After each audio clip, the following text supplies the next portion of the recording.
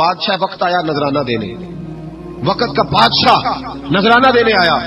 وہ کہتا ہے میں رستے میں سوچ رہا تھا کہ اگر یہ ولی ہوئے تو مجھے پتہ چل جائے گا، اگر تو انہوں نے سیب کھلائے نا، سیب کا موسم نہیں، پھر تو ولی اللہ ہے، اور اگر سیب نہ کھلائے تو پھر نہیں میں مانتا.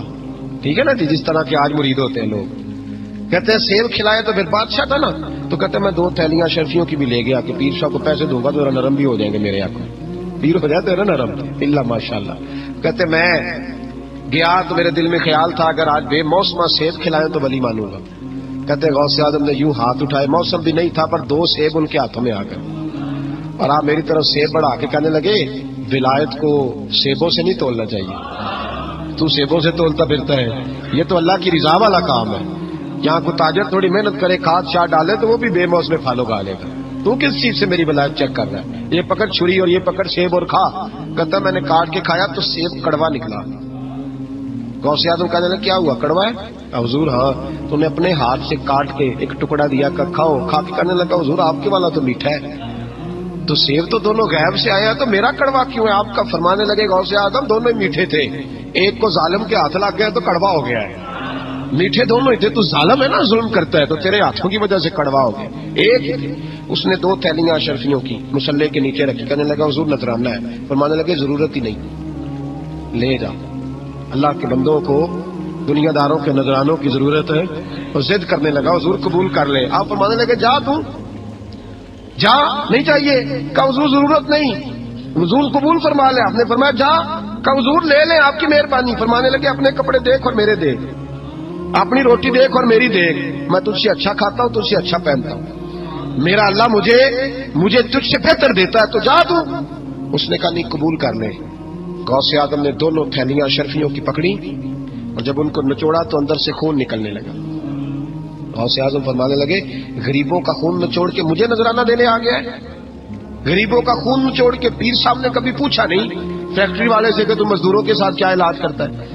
پیر صاحب نے کبھی سوال نہیں کیا کہ یہ جو لے کے آ رہا ہے کہاں سے لے کے آ رہا ہے. غوث اعظم رضی اللہ تعالیٰ عنہ فرمانے لگے میں تیرے پردے نہیں کھولنا چاہتا تھا، تو باز ہی نہیں آ رہا، غریبوں کا لہو نچوڑ کے تو مجھے نذرانہ دینے آ گئے ہو. فرمایا نکل جا ورنہ یہ خون اتنا بہاؤں گا کہ تو بھی بہ جائے گا، تیرا محل بھی بہ جائے گا. لوگوں کا خون نچوڑ کے مجھے نظر نیاز دینے آ گئے ہو.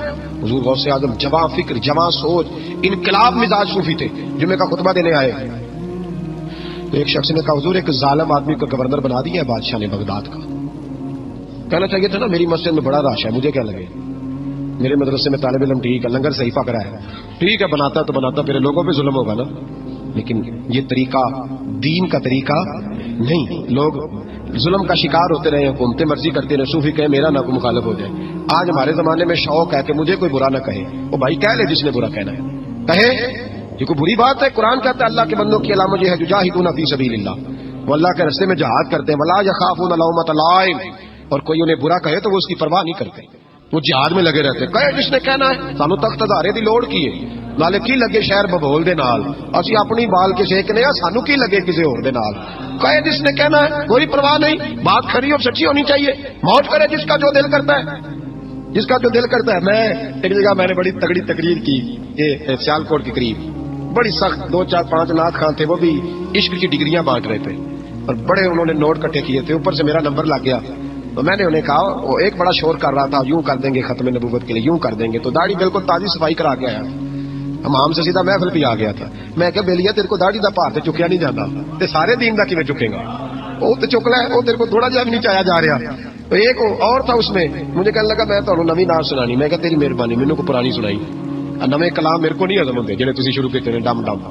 تو مسئلہ خراب ہو گیا. ایک پیر صاحب بھی بیٹھے تھے. اب یقین کریں نبی پاک کی نعت ہو رہی ہے اور اشارہ پیر کی طرف ہو رہا ہے، اشارہ پیر کی، حضور کی نعت، نبی پاک کی نعت ہو رہی اور اشارہ. بھائی جو شیر حضور کے نام کیا وہ کسی پیر پہ فٹ کرنا درست ہے؟ وہ بھی مست ہویا 100 کے نوٹ کٹ کے دے رہے ہیں. میری گل ہو رہی ہے تو میں نے کہا شرم کرو، اللہ سے ڈرو.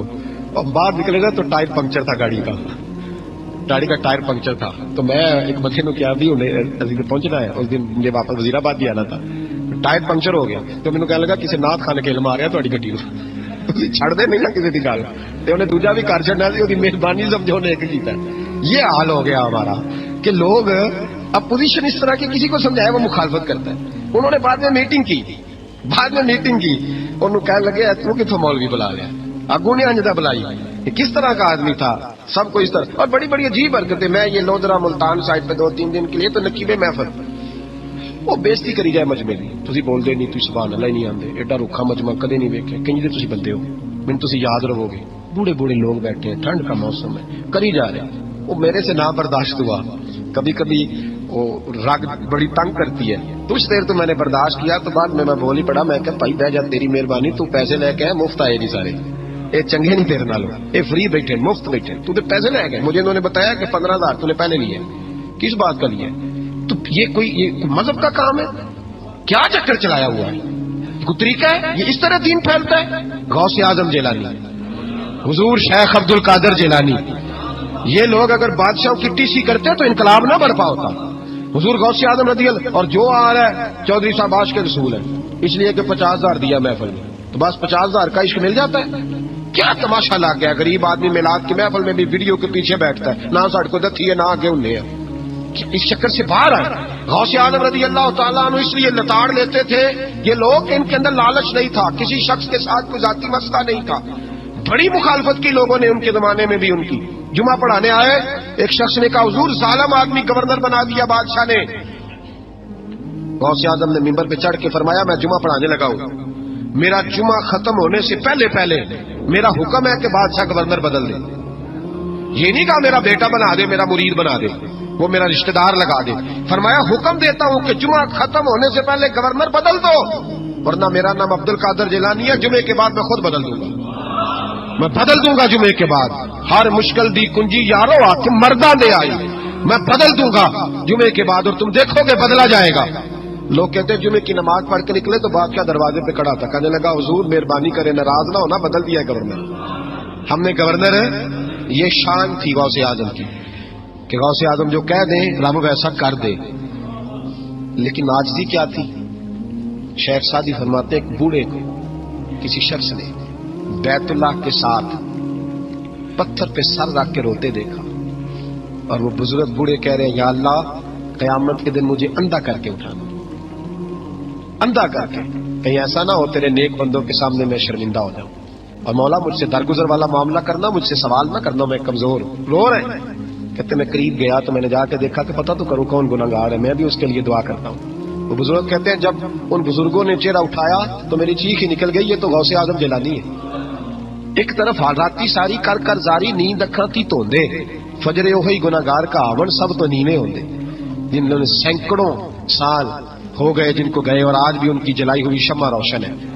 جنہوں نے اپنی زندگی ساری دین کے کام میں لگائی، 40 سال تک ساری رات اللہ کی عبادت کی، کتابیں لکھی، دین پڑھایا، لیکن جب رب کے ساتھ تعلق ہوا تو کہا نہیں ہم کمزور ہیں، یا اللہ معافی دے. بھائیو ہمارے بزرگوں نے ہماری تربیت کی، انہوں نے ہمیں سمجھایا، انہوں نے ہمیں کہا کہ فیض اس چیز کا نام نہیں کہ تو کہے بڑے میرے بارے نیارے ہو گئے، دکان چمکنے لگی. فیض تو یہ ہے کہ تیرا دل دین سے کتنا جڑا ہے، تیرے اندر روحانیت کتنی پیدا ہوئی، اخلاقی قدریں تیری کتنی بحال ہوئی. غوث اعظم سے کسی نے کہا تھا حضور دعا قبول نہیں ہوتی، فرمایا 3 شرطیں ہیں، تیری ہر دعا اللہ قبول فرمائے. کہا حضور کون سی؟ فرمایا رزق جب بھی کھانا حلال کھانا، اور تیری زبان سے کبھی رب کی ناراضگی والا فکرہ نہ نکلے، اور جب تو بات کرے تو نفس کے لیے کبھی نہ کر، اللہ کی رضا کے لیے کر. عبد القادر وعدہ کرتا ہے تو جو دعا بھی کرے گا مالک تیری قبول فرمائے گا. اپنے نفس کی رضا کے لیے، اپنے باطن کو خوش کرنے کے لیے سارا دن داستانے نہ چھیڑ، اللہ کی رضا کے لیے بول.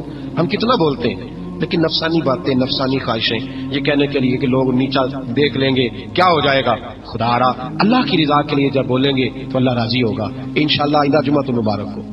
جمعے کی نماز کے دوران ہی 11ویں شریف پڑھیں گے انشاءاللہ. جمعے میں پھر سے حضور غوث پاک کی بات کریں گے، جمعے کے بعد ان کی منقبت سنیں گے انشاءاللہ، اور لنگر شریف پکائیں گے انشاءاللہ 11ویں کو. اور حضور غوث اعظم کو اللہ نے یہ کمال دیا تھا، کمال، یہ آپ کی کرامت تھی کہ بغیر سپیکر کے بولتے تھے. جیسی سمجھ پہلے والے کو آتی تھی ویسی آخری والے کو آیا کرتی. تو حضور غوث پاک رضی اللہ تعالیٰ عنہ نے لوگوں کو بڑا نوازا، بڑا نوازا. ایک شخص آیا، اس نے آ کے کہا حضور میرے ابا جی میں آپ کا مرید ہوں، عقیدت مند ہوں، رات میں نے باپ کو خواب میں دیکھا ہے تو دوزخ کی آگ میں جل رہا ہے، میرا فوت ہونے والا باپ میں نے بڑی تکلیف میں دیکھا ہے. تو غوث اعظم رضی اللہ تعالیٰ عنہ فرمانے لگے میرے مدرسے میں آیا کرتا تھا، میری خانقاہ میں آتا تھا، میری محفل میں بیٹھتا تھا، حلقہ ذکر میں رہتا تھا. تو اس نے کہا حضور کبھی کبھی آتا تھا، کبھی کبھی. غوث اعظم نے مصلی بچھا لیا، کہا یا اللہ تیرا وعدہ نہیں کہ جو اہل اللہ کے مجالس سے ذکر میں بیٹھے گا تو اسے شک ہی نہیں کرے گا، اسے صحیح. اور یہ مسلم شریف کی حدیث ہے. دلیل کیا ہے مسلم شریف کی حدیث؟ نبی پاک علیہ السلام نے فرمایا جو ذکر کرنے والوں کی مجلس میں خالی بیٹھ جائے اللہ تبارک و تعالیٰ اسے بھی سعادت عطا فرما دیتا ہے. اگر شکی ہو بدبخت ہو تو اللہ اسے نیک بخت فرما دیتا ہے. تو حضور غوث اعظم حضور کی اس دعا کا وسیلہ دینے لگے، یا اللہ تیرا وعدہ نہیں تھا، وہ یہاں آیا کرتا تھا تو خدا بندہ اس کی قبر میں عذاب. وہ شخص کہتا ہے میں گھر میں جا کے سویا، دوبارہ میرے ابا جی ملے تو مجھے کہنے لگے بیٹا عبد القادر کے پاس جاتے رہنا، عبد القادر کے پاس جاتے رہنا، جو ان کی مجالس میں جاتا ہے اللہ اس سے بڑا ہی راضی ہوتا ہے، وہاں جاتے رہنا. تو بھائی ان لوگوں کو رب کریم کا منانا آتا. غوث اعظم مزدوروں کی طرح دین کا کام کرتے تھے. میں نے بڑا سوچ سمجھ کے فکرہ کہا، مزدوروں کی طرح. میں نے اپنے گاؤں میں کچھ ایسے مزدور دیکھے جو صبح فیکٹری میں دیہڑی کر کے آتے تھے تو شام کو دیہڑی کر کے آئے ہیں پوری 4 بجے تک 5 بجے تک، تو شام کو کسی آدمی نے مٹی ڈالنی ہے اپنے گھر کے اندر تو اس سے بھی ٹھیکہ کر لیا. اس نے کہا میں 300 روپیہ دوں گا مٹی اٹھا لو. تو وہ مزدور گھر آیا تو اس نے کہا چلو بچوں کے کپڑے بھی لینے، عید بھی قریب آ رہی ہے. یہ مزدور لوگ بڑی جدوجہد کرتے ہیں تو رات کو مٹی ڈال دی. حضور غوث اعظم نے مزدوروں کی طرح دین کا کام. یہاں تو موجیں لگی ہیں، تو موجیں لگی ہوئی ہیں لوگوں کی. یہاں تو لوگ 7 رنگ میں مست ہو کے کہتے ہیں بس ٹھیک ہو گیا جی، ہم بڑے پکے ہیں ان کے ماننے والے. غوث اعظم فجر کے بعد فقہ کا درس دیتے تھے. فقہ کا ان کہہ دے وہ بھی مولوی سر، چونکہ درس جو دیتے تھے فقہ کا درس فجر کے بعد. ظہر کے بعد غوث اعظم لوگوں کو حدیث پاک پڑھایا کرتے تھے. عصر کے بعد قرآن پاک کی تفسیر بیان کرتے تھے. ہر روز رات کو عشاء کے بعد دور دراز سے مخلوق آتی تھی، لاکھوں کا مجمع ہوتا تھا اور غوث اعظم وہاں رسول اللہ کا دین لوگوں کو سمجھایا کرتے تھے. 1000 آدمی کاغذ قلم لے کے عالم بیٹھا کرتے تھے. غوث اعظم جو تفسیر بیان کرتے اسے لکھا جاتا تھا. یہ حضور غوث اعظم کا طریقہ ہے. غوث اعظم بغداد کی جامع مسجد کے خطیب تھے. وہ خطیب تھے مسجد کے. جامعہ نظامیہ کے نام سے غوث اعظم نے مدرسہ بنایا ہوا تھا. وہ ایک ادارے کے پرنسپل تھے. جسے الف با سیدھی پڑھنی نہ آئے وہ کہے میں بڑا ولی ہوں، مجھے غوث پاک کا فیض ہے. تجھے کس طرح کا فیض ہے؟ غوث اعظم کا فیض ہے. آپ فرمایا کرتے جتنی جس کی زبان میں تاثیر زیادہ ہو سمجھو میرا فیض اسے زیادہ ملا ہوا ہے. آپ تقریر کرتے تھے، خطبہ دیتے تھے، روز رات کو بیٹھتے تھے. صلاح الدین ایوبی کھڑے ہو کے کہنے لگے فلسطین میں، فرمایا میں لڑوں گا اس لیے کہ میں عبد القادر کے مدرسے کا طالب علم ہوں. اور فرمانے لگے یہ 70,000 فوج میرے ساتھ ہے، ساری غوث اعظم کو ماننے والی ہے. انقلاب غوث کے ماننے والے لائیں گے. یہ لوگ انقلاب برپا کریں گے جن کے دلوں میں بغض رہتا ہے اللہ کے ولیوں کا. اور ہر رسالے میں کبھی یہ کون سا جہاد ہے؟ اور جس نے پیسے زیادہ دیے اس کہتے ہیں عاشق رسول ہے. میں کہ تو کتوں مور نہیں لوگوں کو عشق دیا ڈگریاں ونڈتا پھردا ہے. کدھر سے تو نے یہ لے لی اسٹیمپ جو لگاتا ہے یہ عاشق ہے یہ عاشق نہیں. محفل کرانے والا پاویں بجلی چوری کرتا ہوگا تو عاشق رسول ہے. تو یہ باہر ہے حضور غوث اعظم. ہر روز محفل ہوتی تھی لیکن جو آتا تھا اللہ اس کا دل بدل دیتا تھا. اور چونکہ ریاکاری نہیں تھی، تسنن نہیں تھی، بغداد میں محفل ہو رہی، غوث اعظم تقریر کر رہے ہیں، بارش شروع ہو گئی، لوگ بکھرنے لگے. تو حضور غوث اعظم رضی اللہ تعالیٰ سر جھکا کے کہنے لگے مولا تو دلوں کے بھید تو جانتا ہی ہے نا. اگر یہ بندے میں نے اپنے لیے اکٹھے کیے تو سارے بھگا دے، اور اگر تیرے لیے اکٹھے کیے تو پھر بھی تیری مرضی ہے. تو دلوں کے بھید جانتا ہے. لوگ کہتے ہیں سارے بغداد میں بارش ہوتی تھی، جہاں غوث اعظم کا جلسہ ہوتا تھا وہاں نہیں ہوتی تھی. وہاں نہیں ہوتی تھی اس لیے کہ انہیں اللہ کو منانا آتا تھا، انہیں طریقہ پتا تھا. حضور غوث اعظم نے اپنی گفتگو سے، تقریر سے، خطبے سے، الفتح الربانی حضور غوث اعظم کی تقریروں کی کتاب چھپی ہوئی ہے. آپ کے ملفوظات ہیں، آپ کے خطبے ہیں. او بھائی اس کو لوگ معمولی کام سمجھتے ہیں، بس ثواب کے لیے کر لو. خدا را غوث اعظم کا طریقہ تو سمجھو. اور پھر تبلیغ فرمائی، دین کا کام کیا. نذرانے نہیں بٹورے، نذرانے نہیں بٹورے. اور اس طرح نہیں کہ مولوی صاحب کا سیاست سے کوئی تعلق نہیں، میرے لاکھوں مرید ہے، میں نے نہیں چھیڑنا حکومت کو، ایسے نہ ہو جائے حکومت میرے خلاف ہو جائے، یہ کوئی چکر نہیں. کہ بعض لوگوں کے پاس جانے سے انسان کو لگتا ہے کہ نہیں مجھ سے بھی بڑے موجود ہیں. ان کے پاس بیٹھنے سے احساس ہوتا ہے کہ میں اتنا بڑا نہیں ہوں. اور بڑا بھی ہمیشہ وہی ہوتا ہے جس کا کوئی بڑا ہوتا ہے، جس کا کوئی بڑا نہیں وہ کیسے بڑا ہوگا. تو اللہ تعالیٰ نے بھی ہمیں قرآن مجید کے اندر یہ حکم دیا، یا ایھا الذین آمنوا اتقوا اللہ ولتنظر نفس ما قدمت لغد. اے ایمان والو اللہ سے ڈرو اور ہر جان حساب کرے، محاسبہ کرے، دیکھے کہ اس نے کل کے لیے آگے کیا بھیجا. کل کے لیے اس اپنا حساب کرنا ہے، محاسبہ نفس کرنا ہے. یہ نفس کا حق ہے. جس طرح کپڑے میلے ہو جاتے ہیں تو آپ پریشان ہوتی ہیں کہ یار یہ میلے ہو گئے بدلنے چاہیے. جوتے ٹوٹ جاتے ہیں تو آپ خیال کرتے ہیں یار مجھے آنا جانا ہوتا ہے یہ مجھے ٹھیک کرنے چاہیے. تو نفس پر میل کچیل چڑھ جاتی ہے, لوگ حساب ہی نہیں کرتے. باطن سارا گدلا ہو جاتا ہے, لوگ حساب ہی نہیں کرتے. اندر سارا کمزور ہو جاتا ہے, حساب ہی نہیں کرتے. اس نفس کا حساب کرنا ہے, محاسبہ کرنا ہے. اس کا بھی حق ہے.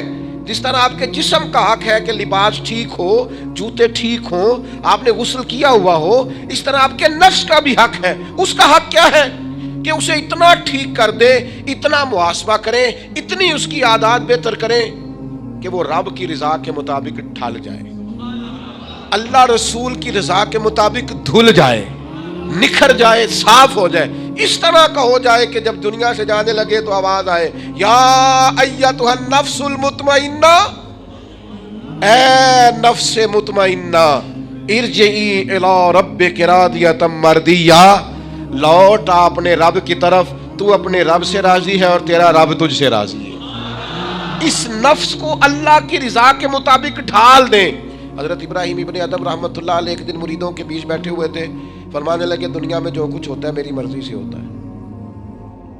تو سارے مرید آپ کی طرح کے عقیدت مند تو نہیں نہ ہوتے چپ کر کے سن لیں, کچھ سوچتے بھی ہیں, ان کا دماغ فوری طور پر تنقید کی طرف بھی مائل ہوتا ہے. جب آپ نے فرمایا کہ دنیا میں جو کچھ ہو رہا ہے میری مرضی سے ہو رہا ہے, تو کچھ لوگ جو تھے ان کی آنکھیں بتاتی تھیں کہ سوال فوری طور پر آ گیا ہے, ذہنوں کو پریشان کر رہا ہے. تو ایک صاحب نے کہہ لیا حضور یہ بڑا دعویٰ ہی نہیں, دنیا میں جو ہو رہا ہے میری مرضی سے ہو رہا ہے. فرمانے لگے اصل بات نہیں نا, تم نے آگے پوچھا ہی نہیں, میں بتانے لگا تھا. تم پر کچھ لوگ پریشان جلدی ہو جاتے, اگلا صفحہ پڑھتے نہیں پچھلے بھی پریشان ہو جاتے.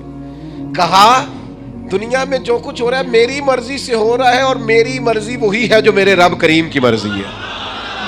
میں نے اپنی مرضی اللہ کی مرضی میں فنا کر دی ہے, لہذا جو کچھ بھی ہو رہا ہے چونکہ میری مرضی وہی ہے جو میرے. یا ایتھا النفس المطمئنہ ارجعی الی ربک راضیۃ مرضیہ, اے نفس مطمئنہ لوٹ اپنے رب کی طرف, وہ تجھ سے راضی ہے اور تو فادخلی فی عبادی, آجا میرے خاص بندوں میں داخل ہو, وادخلی جنتی, آنا میں نے تیرے لیے جنت تیار کی ہے, میری جنت میں داخل ہو. میرے پیارے اور محترم دوستوں, آج نور بیان ٹی وی آفیشیل کے اس روحانی سفر میں پیر ازمل رضا قادری صاحب کی زبان سے آپ نے شہنشاہ اے ولایت حضرت غوث اے اعظم شیخ عبد القادر جیلانی رحمت اللہ علیہ اور اس بادشاہ کا جو ہلا دینے والا واقعہ سنا ہے, وہ ہمارے دلوں میں اولیاء اللہ کی محبت اور ادب کو اور گہرا کرنے کے لیے کافی ہے. اس ایمان افروز بیان میں آپ نے سنا کہ کس طرح وہ بادشاہ اپنے دل میں ایک آزمائش, ایک امتحان لے کر آیا تھا. وہ اپنے دل میں سوچ رہا تھا کہ اگر غوث اے اعظم سچے اللہ کے ولی ہیں تو مجھے اس بے موسم میں سیب کھلائیں, کیونکہ اس وقت سیب کا موسم نہیں تھا. وہ نادان یہ نہیں جانتا تھا کہ اللہ کے ولی وہ پاکیزہ ہستی ہوتے ہیں جن کے دلوں کے جھروکوں سے خدا کی غیبی تجلی صاف دکھائی دیتی ہے. حضرت غوث اے اعظم نے اس کے دل کے چھپے ہوئے خیال کو جان لیا اور اپنی کرامات سے اسے وہ بے موسمی پھل عطا کر کے اس کا غرور خاک میں ملا دیا. یہ واقعہ ہمیں سکھاتا ہے کہ اللہ کے ولیوں کی بارگاہ میں کبھی آزمائش کی نیت سے نہیں جانا چاہیے, بلکہ ہمیشہ ادب اور عقیدت کے ساتھ جانا چاہیے. میرے عزیز دوستو, حضور غوث اعظم کی زندگی کا یہ واقعہ ہمیں اپنے ایمان کو اور مضبوط کرنے کا سبق دیتا ہے. اگر آج کے اس خوبصورت بیان نے آپ کے دل کو روحانی سکون دیا ہے تو اس قیمتی دینی پیغام کو اپنے تک محدود نہ رکھے. اسے صدقہ جاریہ سمجھ کر اپنے تمام دوستوں اور پریوار کے ساتھ ضرور شیئر کریں. کمنٹ باکس میں پوری عقیدت اور بھرے دل کے ساتھ یا غوث المدد یا سبحان اللہ لکھیں, اور ایسے ہی دل کو چھو لینے والے اور سچے اسلامی بیانوں کے لیے نور بیان ٹی وی آفیشیل کو سبسکرائب کرنا بالکل نہ بھولے. اپنی خاص دعاؤں میں ہمیں ہمیشہ یاد رکھیے گا. اللہ حافظ.